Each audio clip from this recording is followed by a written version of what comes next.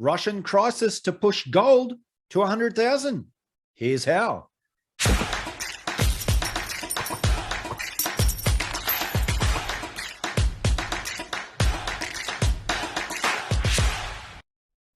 Before we get into this video, many of you have reached out to me recently to say that YouTube have unsubscribed you from this channel. If that's the case, please resubscribe. Also hit that notification bell so that you get a notification every time we upload a new video. And guys, if you like this video, don't forget to hit that like button. Really do appreciate it. Anyway, let's get into the video. Luke Gromen here replied to Jan's tweet where he said, Deputy Prime Minister of the Netherlands, inflation is a price we have to pay to battle Putin. And we're hearing that around the world, actually, is everyone has all but admitted that we're going to see huge inflation, that oil prices are going to rise, fuel prices at the pump are going to rise, the cost of transport's going to rise, the cost of products are going to rise. We're going to see huge inflation. And prime ministers and presidents and leaders and media and everyone around the world are warning their people that this is a price that we have to pay to fight or battle Putin, as Jan said here. But Luke retweeted this and said the Dutch repatriated a lot of gold in 2014 from abroad where it had been kept safe from the Russians. So either the Dutch wanted to make it easier for the Russians to take their gold and or predicted Putin to cause inflation 8 years in advance, or, and we'll come to it shortly. So I was going to share this tweet from Joseph Wang, but then I saw Luke retweeted it with a comment. But Joseph said, I'm not sure what is being done is fully realized. Commodity prices are going to skyrocket with no end in sight. Inflation will be high and persistent. That could break the bond market, which could break all markets. Now, Joseph Wang, aka Fed guy, is the former New York Fed trader on the trading desk at the New York Fed. He was a senior trader there. So he knows how all this works. And then Luke retweeted and said, this is precisely what I've been trying to warn people of. Peak cheap energy plus acutely fragile US fiscal situation, which virtually no one on Wall Street is paying attention to, could cause things to spin out of control in markets shockingly fast. Buckle up. And I'll just let you guys know that not only am I sitting on a lot of physical gold and silver outside the banking system, but I have also been quietly for a little while now taking cash out of, and I know cash is trash, all that, yes, but when there's a liquidity event on, cash is a good thing to have. I've actually taken a lot of cash out of the banking system as well. So here Luke is saying, look at what the price of gold did leading up to and after the Fed bailed out the repo market in 2019. Then look at how much gold Putin owns. The Fed will effectively be breaking the sanctions regime for Putin. This is an interesting play on gold, guys. So Walter Bloomberg tweets Russian central bank says they're going to resume buying gold and precious metals on domestic market from 28th of Feb. Luke says, non sequitur to the consensus narrative, the Russians are going to have to sell their gold. The Russians didn't sell gold in 2014. So here, Luke retweeted Forex Macro. Seems like everyone has agreed to ban Russia from SWIFT. So WTF is Yellen and this pathetic administration waiting for? Luke says, in my opinion, either they are politically tone deaf or they are afraid something non-binary may happen to the US dollar reserve status as a result of such a move, as President Obama and Secretary of State Kerry explicitly warned could happen in August 2015. And here from this article from Bloomberg, and Luke says, signpost. It might also encourage the development of a SWIFT alternative that could eventually damage the supremacy of the US dollar. Wall Street counsels Washington against ban from SWIFT. And Luke, wow, Industrial and Commercial Bank of China Limited's offshore unit stopped issuing US dollar-denominated letters of credit for purchases of physical Russian commodities ready for export. Yuan-denominated letters of credit are still available for some clients. And I'll put a link in the description to that Bloomberg article there. Luke wrote here, I wrote it last week, I'll say it again, 99% plus of people on Wall Street and in US government do not understand that LBMA COMEX is the Achilles heel of the post-1971 US dollar system. Push Russia too far this week and we may find out. And what is he talking about? Well, his tweet above, where he's talking about Jim Rickards, who warned the Department of Defense how Russia could weaponize gold in 2009.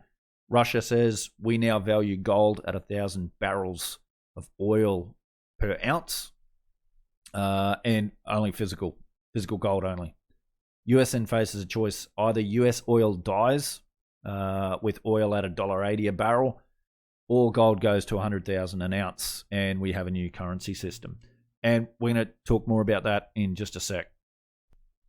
And then Luke goes on after that and says, wait until GLD holders that think they own gold are shown the cash settlement clause in the GLD prospectus. Sorry, I know gold is trading at, tens of $1,000, but your GLD holdings got cash settled at the prior night's close at only 1,000 or whatever you want to put.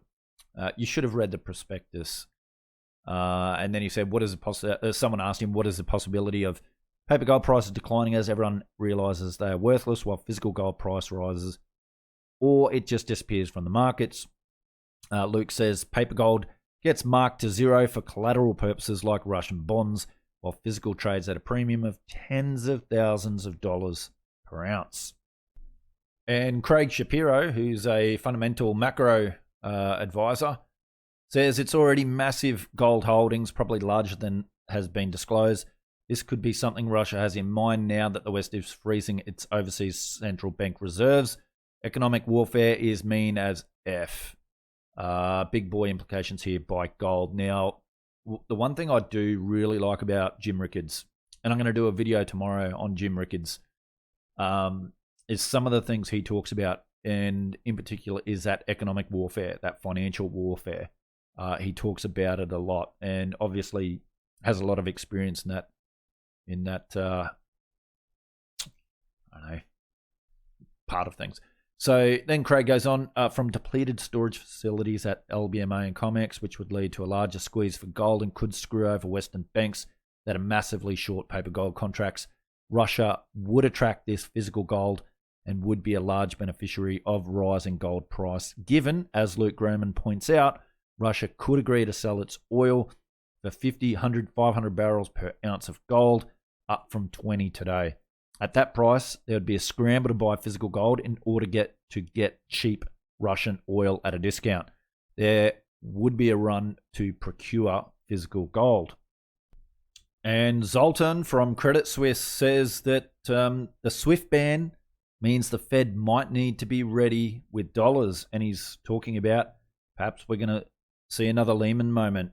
Very interesting times we're living in, folks. And another huge signpost, if true, from Luke Gromen. Breaking: Saudi Arabia announces that it confirms its commitment to the OPEC Plus agreement with Russia. And George Gemen tweeted this one out. He said, and there you go, how will the elites leverage this crisis? Ban crypto and implement CBDCs. Once you understand their motives, it's very easy to predict what they'll do. And I've been quite frustrating as I've been watching this play out, and then seeing people regurgitate things in the media. And I read a lot of books. I've followed this for quite a long time, and it's just it frustrates me. It really, really does. All right, so let's get to the crux of this video. So here's a thread from Luke. Goes back to February the 23rd of February. Most Western geopolitical analysts fail to see that LBMA COMEX are the Achilles heel of the US dollar system, as he tweeted earlier. World drains LBMA COMEX of physical gold at the current 20 barrels of ounce per ounce LBMA COMEX gold oil ratio to get 500 barrels per ounce from Russia for the same ounce. Free money, and LBMA COMEX promptly break. What happens to the price of gold, and by extension, the international trade value of the US dollar, if Russia uses its oil to create a force majeure at LBMA COMEX. It wouldn't take long. Compare the gold inventories in New York, London, in US dollar terms versus US dollar value of daily Russian oil and gas production. Do I think this is about to happen or will happen? No. Do I think this could be used in extreme, I don't know what he's trying to say there, as a step somewhere between here and nuclear war? Yes. Do we really think a former KGB guy bought all that gold just to plate the inside walls of the Kremlin? Headline from 2015 that went largely unnoticed. On the website of Russia's VTB Bank, it was announced it has been granted SGE member status with the right to participate in trading on the Shanghai International Gold Exchange. Interesting. So, Luke, to clarify, the initial tweet in this thread was to answer to a question: how can Russia use its oil and its gold reserves to get itself more US dollars, improve its financial position, and to break sanctions? In short, it would be the Russians running a Hunt Brothers playbook in gold, which you can only do if you have 1, lots of physical goods the world can't live without, oil; 2, nukes; 3, a motive. We have to get around these sanctions. What's the motive? If the US is going to weaponize US dollar, then if Russia created a short squeeze on highly leveraged Western paper gold exchanges while sitting on a giant pile of gold, like Russia is, Russia won't be short US dollars for very long. Luke says, do I think this is bad for America? No. It would actually be great for the US. It would amount to gold explicitly replacing US treasuries as a global primary reserve asset, which has already been de facto happening for 10 years, creating US dollar depreciation that allowed US to reshore vast stretches of industrial production, semiconductor production, etc., which the US desperately needs to do, while simultaneously driving wages and inflation sharply higher. On a relative basis, winners of the last 30 years would lose: bondholders, Wall Street, China, while the losers of the last 30 years would win: US middle and working classes, US industrial production, and the factory base. For this reason alone, China might not want Russia to run this playbook, as dogmatic US policymaker adherence to the post-1971 US dollar system has left US with a severe case of US dollar Dutch disease below. But China has plenty of gold to hedge if Russia did. So China might not want Russia to run this playbook in plain English. No one's a bigger fan of the current US dollar status quo than China. Compare relative GDP growth, living standard growth, global economic and military power growth past 30 years, US versus China. China loves the US dollar system. Where this could get even more interesting is if Russia did this, the US could counter weaponize Bitcoin versus Russia in the same fashion that Russia uses gold, making Bitcoin a neutral reserve asset for trade with the US. Bitcoin is more finite than gold and would likely rise versus gold. The effectiveness of US weaponizing Bitcoin angle is understood in some small US circles, but not broadly.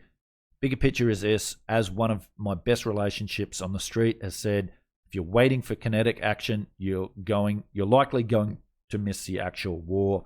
And Jim Rickards kind of says the same sort of thing. And then Luke gets this question to confirm. Basically, Russia sells its oil, which it has a lot of, on the cheap relative to the price of gold, to get more gold, to get around sanctions, example, gold instead of US dollars. People would happily arbitrage this trade with Russia all day to get the free oil, which would the market to dysfunction. And then Luke says, yes, because the gold market is levered at an estimated 50 to 1,000 times paper to physical. So then the reply to Luke, got it. I assume Russia would only want to take physical gold in exchange for the oil, which is what will break the gold market. Luke says, exactly. And the oil market without Russia is woefully short. So there's no ability to sanction Russian energy out of the market to stop this without destroying the US and world economies. And this is where I'll do a video on Jim Rickards, who is kind of a lot of this stuff that Luke's talking about, he actually got from Jim Rickards. So, yeah, stay tuned. So Luke was asked, what does leverage have to do with it? He just replies, ever see a short squeeze in a market levered 50 to 1,000 times? And then just has rockets. I guess they're rockets going to the moon. So then a reply to Luke, right, because the gold is now uber valuable because you can get so much oil. However, you can't do it in paper form, only physical. So rush to buy it physical while paper dumps? Question mark. Luke says, yes, it would be a de facto attack on New York and London gold exchanges, forcing them to choose: 1, run out of gold at the current price; 2, declare force majeure and close exchanges, bad look, cedes price discovery to China and Russia; or 3, let gold rise in price, US dollar value implications. Then he was asked, what do you think is the most likely outcome of the 3, with the understanding that Russia jamming the gold market via oil is not the expected case. And then Luke says number 3, which is let gold rise in price. Viewed in this context, Basel III net stable funding rule changes for gold that went live in London on the 1st January this year, even though they were watered down, start to read more like a warning to banks to get on sides in case something like this occurs or happens. And I'll just finish this video with this tweet. So Bloomberg, the SWIFT ban means the Fed may need to be ready with dollars, and this is what Zoltan is warning about. And Luke said, well, this isn't disturbing. The Fed gets political cover from COVID in 2020. Oh, sorry, delete that. And now from war in 2022. So what do you guys think?